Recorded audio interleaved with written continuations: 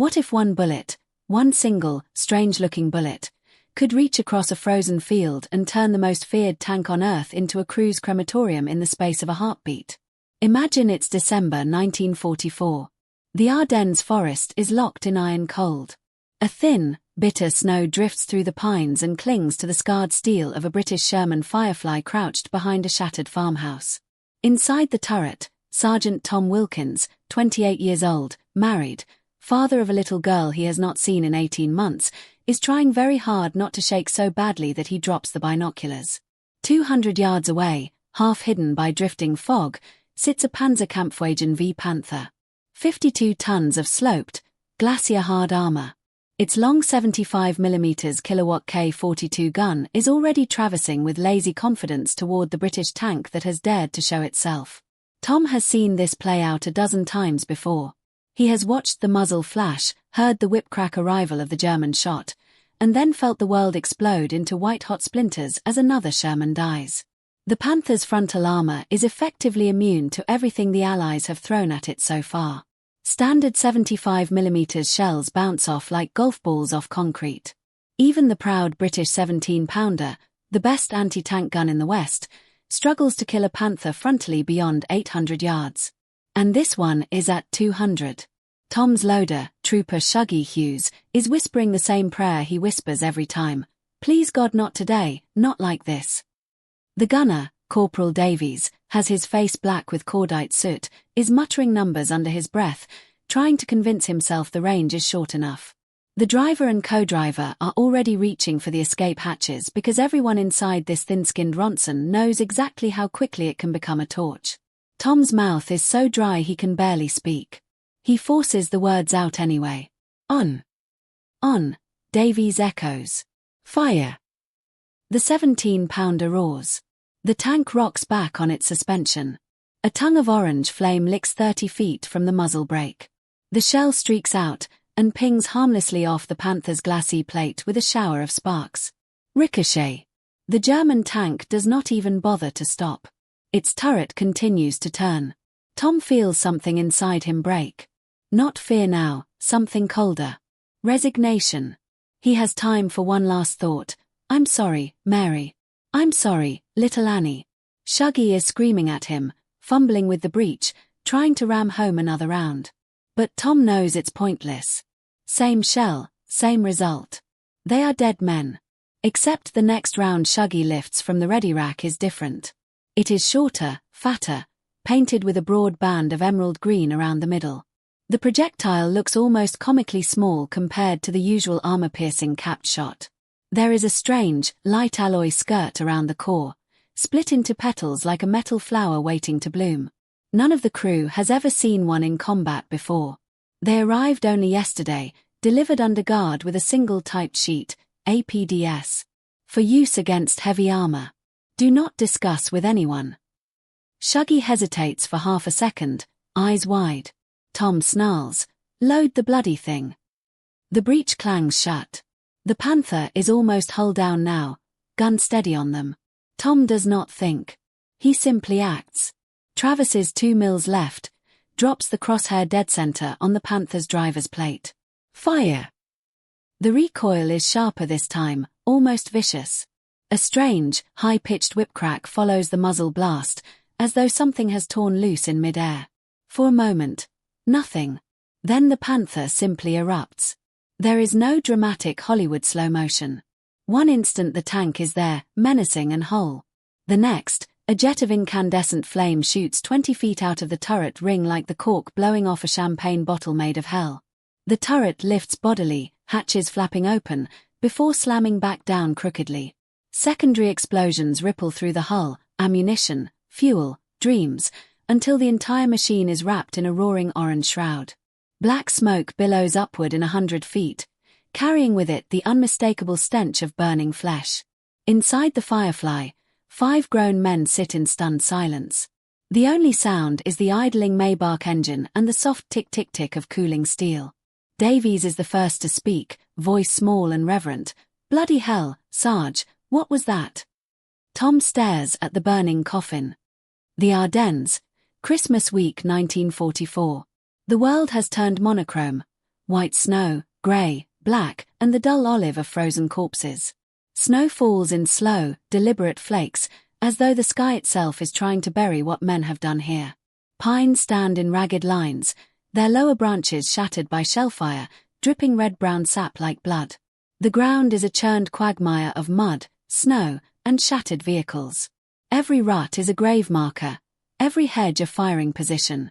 In this monochrome hell, the panther reigns supreme. It moves like a great white shark through shallow water, low, deliberate, unstoppable. Its interleaved road wheels chew the frozen earth without effort. The long gun overhangs the hull by a full 8 feet, giving it the silhouette of a predator sniffing the wind.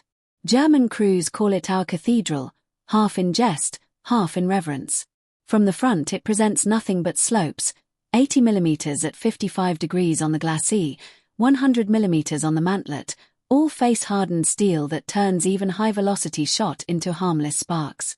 A single Panther, correctly handled, can hold an entire crossroads against a battalion of Shermans. The Americans have already coined a bitter rhyme: 1 Panther is worth 10 Shermans. The problem is the Germans have 11.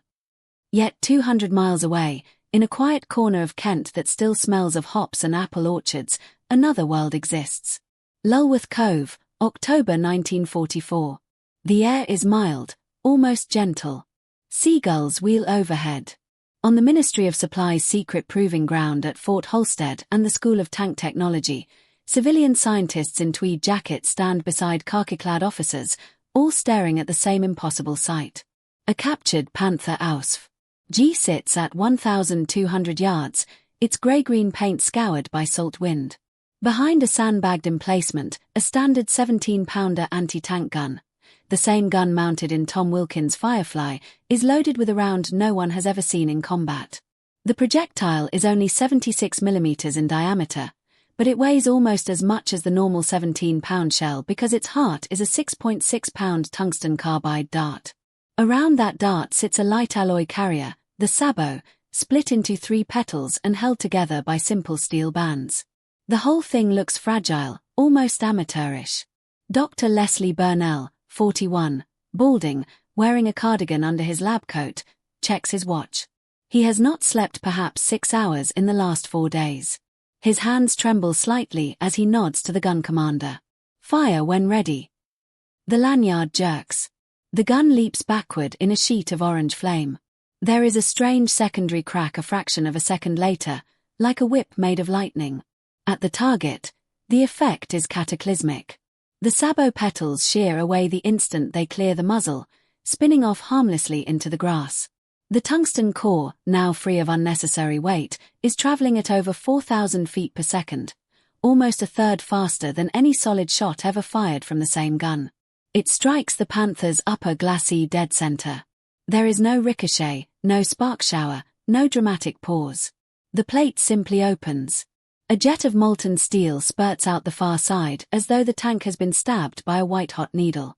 The core continues through the radio compartment, through the turret basket, through the loader's chest, and exits the rear wall in a shower of spall and flame. The Panther rocks on its suspension as internal ammunition begins to cook off. The civilians and officers stand in utter silence. One major removes his cap, not in respect for the dead Germans inside the test tank, but in sheer disbelief. Burnell allows himself the smallest exhale. After 2 years of ridicule, budget fights, and watching good men die because the army refused to listen, the numbers on paper have finally become fire and steel. Back in the Ardennes, Sergeant Wilkins has never heard the name Burnell. He has never been to Kent. All he knows is that the green-banded rounds are kept in padlocked crates marked most secret and that each crate contains only 12 shells. His troop commander told him, voice low, "If you see a tiger or a panther frontally, and you're inside 1,000 yards or less, use the green ones. And for God's sake don't waste them on anything smaller." Now, as he stares at the burning Panther 200 yards away, its turret blown 10 feet sideways, its crew incinerated before they could even scream, he understands why. The contrast could not be starker. On one side of the channel, terror, cold, mud, and the knowledge that the enemy has built something you cannot kill. On the other, quiet men in cardigans, slide rules, and tea mugs, calmly discarding half the weight of a shell the moment it leaves the barrel so that the other half can fly faster than physics supposedly allowed. One world is ending in fire. The other has only just begun. Transformation and resolution, 120 words. Tom Wilkins came home in 1945 with a military medal he never wore and a single, crumpled APDS sabot petal in his breast pocket. He lived to 83, never once telling his grandchildren what the twisted piece of aluminium meant. Across Germany, Panther crews began refusing open ground attacks. Aces who once charged alone now begged for infantry screens. The myth of invincibility was dead. Dr. Burnell returned to academia, anonymously. He died in 1987. His obituary called him a noted ballistics expert. Only a handful of men ever knew he had saved more Allied lives than most generals. Conclusion and call to action, 62 words. One quiet Englishman threw away half a shell and changed the war. Brains, not brawn. Velocity, not mass. Simple, elegant, devastating. If this story of forgotten genius turning terror into triumph moved you, smash that like button, share it with every history lover you know, and subscribe. The next world-changing secret is already waiting in the shadows. See you there.